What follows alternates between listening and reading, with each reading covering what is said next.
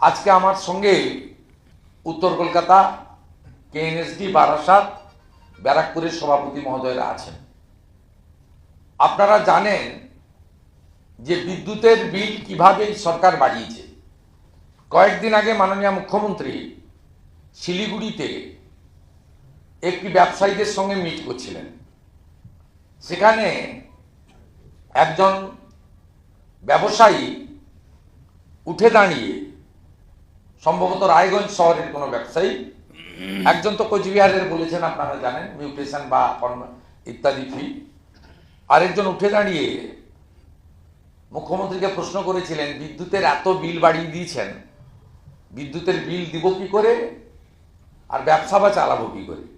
মুখ্যমন্ত্রী ধমক দিয়ে বসিয়ে দিয়েছেন যে আপনাদের এত এত দিচ্ছি, এটা কিছু করতে পারবো না। ধমক খেয়ে উনি বসে পড়েছেন গোবেচারের মতো।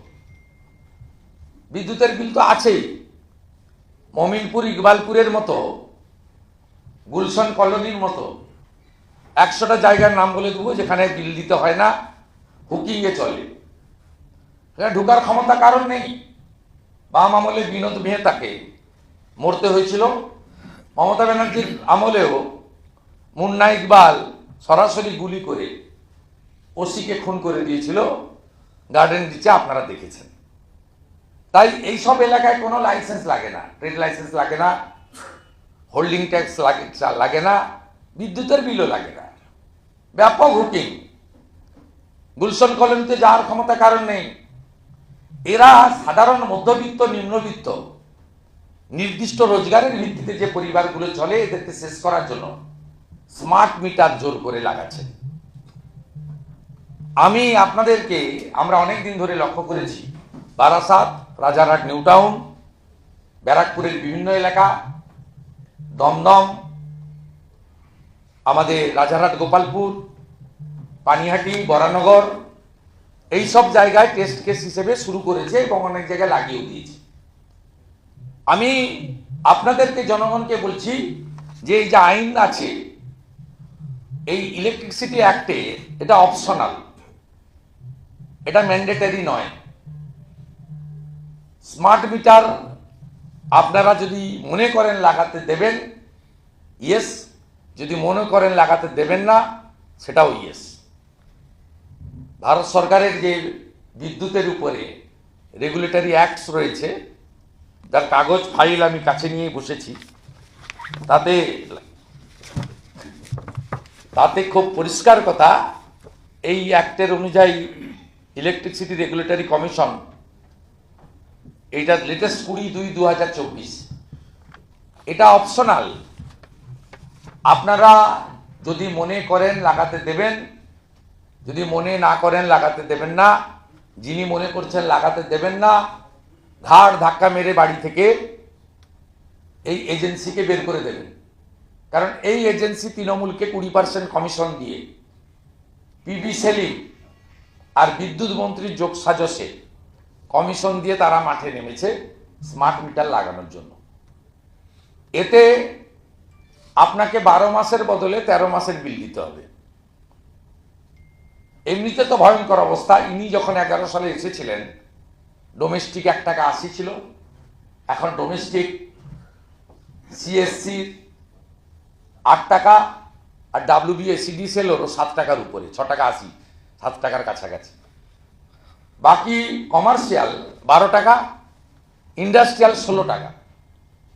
কমার্শিয়াল মানে আপনি যদি সামান্য ছোট ছোট কারখানা, কাঁসার বাসন তৈরি হতে পারে, লেদ ওয়েল্ডিং এর হতে পারে, সেখানেও কিন্তু আপনাকে কমার্শিয়াল 12 টাকা করে বিদ্যুতের ফি দিতে হয়।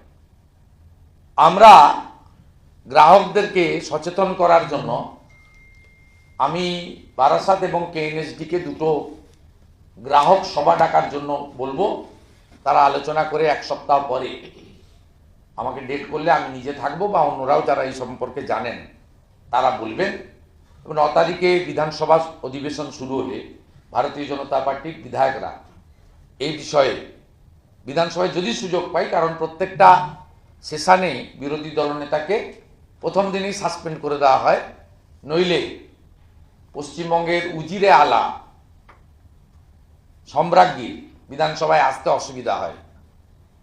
অতএব সে আমরা আমাদের আওয়াজ তুলবো, ওই রেজ আওয়ার ভয়েস, আমাদের যে প্রপার ফোরাম আছে বলবো। আমি শুধু শহরতলির জনগণকে, এখন গ্রামে যাইনি, গ্রামে গেলে তো তাড়া করবে, এখন এই শহর এলাকা মানে বৃহত্তর কলকাতা যাকে বলে, এই এলাকায় অনেক বাড়িতে জোর করে লাগাচ্ছে, আবার অনেকে রিফিউজও করছে।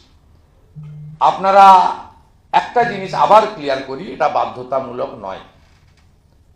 আর আমরা এই বিষয়ে ভারতীয় জনতা পার্টির পক্ষ থেকে সচেতনতামূলক প্রচার, আলোচনা, প্রতিবাদ, প্রয়োজনে প্রতিরোধ আমরা করব। আমরা আগে মমতা ব্যানার্জির সরকারকে বলবো, হুকিংগুলো কাটুন, আগে হুকিংগুলো কাটুন। আপনাকে জায়গায় বলে দিচ্ছি, মুমিনপুর, ইকবালপুর, গার্ডেন রিচ, আরো কত জায়গা নেবেন, গুলশান কলোনি, আপনি চাইলে আরো জায়গা দিয়ে দেবো। আপনি সেখানে গিয়ে আগে ঠিকঠাক করুন।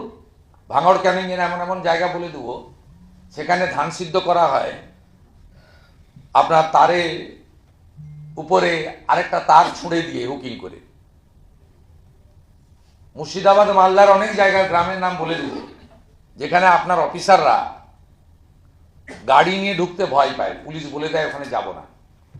কারণ গেলে ধুলিয়ান, শামসেরগঞ্জের মতো নয় শাটারের তলায় ঢুকতে হবে, নয় টেবিলের নিচে লুকাতে হবে। আমি বিজেপির পক্ষ থেকে দাবি করব, আগে হুকিংগুলো কাটুন, রেগুলারাইজ করুন। আমরা নিশ্চয়ই